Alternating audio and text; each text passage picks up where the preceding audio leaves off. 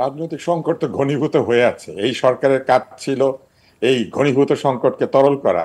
এই সরকার তো এই যে ঘোষণাপত্র দিয়েছে, সেই ঘোষণাপত্রের মধ্যেই আছে যে বাংলাদেশের বিরাট সংকট দূর করার জন্য গণদাবির প্রেক্ষিতে যে জনগণ যে দাবি জানিয়েছে সেটার বৈধতা আছে, মানে এটা জি আমরা শুনছি। সম্ভাবনা আছে। সেখানে তারা বলেছে বিরাট সংকট ছিল, তো এই আন্দোলন হয়েছে। তো তার মানে কি? তার মানে হচ্ছে যে তারা তো সংকট আছে এই কথাই ঘোষণাপত্রের মধ্যে বলেছেন। এবার দেখেন এই ঘোষণাপত্রকে তারা তফসিলে সংযুক্ত করতে বলেছেন। এই ঘোষণাপত্রের মধ্যে সংকট আছে এটা বলা আছে, পুরা ঘোষণাপত্রে শুধু একজন ব্যক্তির নাম আছে, তার নাম হচ্ছে আমাদের প্রধান উপদেষ্টা। এই পুরা ঘোষণাপত্রের মধ্যে কোথাও বাঙালি জাতির অন্য কোন নেতার নাম নাই। 7ই নভেম্বর হয়েছে, বহুদলীয় গণতন্ত্র প্রতিষ্ঠা হয়েছে, ওইটা এমনি এমনি হয়েছে। মুক্তিযুদ্ধ হয়েছে, সেটাও এমনি এমনি হয়েছে। শুধুমাত্র ডক্টর মোহাম্মদ ইউনূসের নেতৃত্বে সরকার গঠিত হয়েছে। যে সরকার হচ্ছে এই বিপ্লব, বা বিপ্লব বলেন নাই কোথাও, তারা তারা বলেছেন গণ অভ্যুত্থান। এই গণ অভ্যুত্থান পরিবর্তিত সরকার ডক্টর মোহাম্মদ ইউনূসের নেতৃত্বে শুরু হয়েছে। আরেকজন ব্যক্তির নাম আছে এখানে বহুবার, তিনি হচ্ছেন শেখ হাসিনা, এবং বারবার বলা হয়েছে শেখ হাসিনার আওয়ামী লীগ সরকার। তার মানে এই সরকারটা হচ্ছে হাসিনার সরকার, এটা ঠিক পুরোপুরি আওয়ামী লীগের সরকার না, এটা তারা এই এই ঘোষণাপত্রের মধ্যে বলেছেন।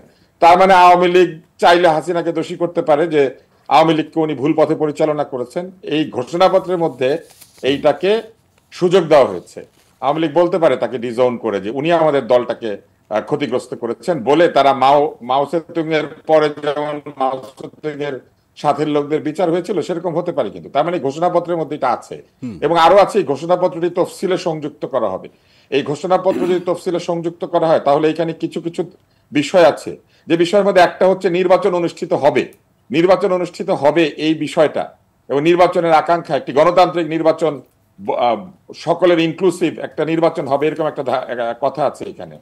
তো এইটাও থাকবে এই তফসিলের মধ্যে, নির্বাচন হবে নাকি এইটা পরিবর্তিত হবে। আরো মজার ব্যাপার আছে, তারা বলেছেন এই সংস্কারগুলি এবং অন্যান্য বিষয়গুলি রাজনৈতিক দল সংবিধান সংশোধন করে বা সংবিধান সংস্কার করে সংযুক্ত করবেন, অন্তর্ভুক্ত করবেন। তাহলে যে ভবিষ্যতে যে নির্বাচনের মধ্যে তারা উচ্চ কক্ষের কথা বলেছেন, এই নির্বাচনে কি উচ্চ কক্ষ নির্বাচনের পদ্ধতি থাকবে?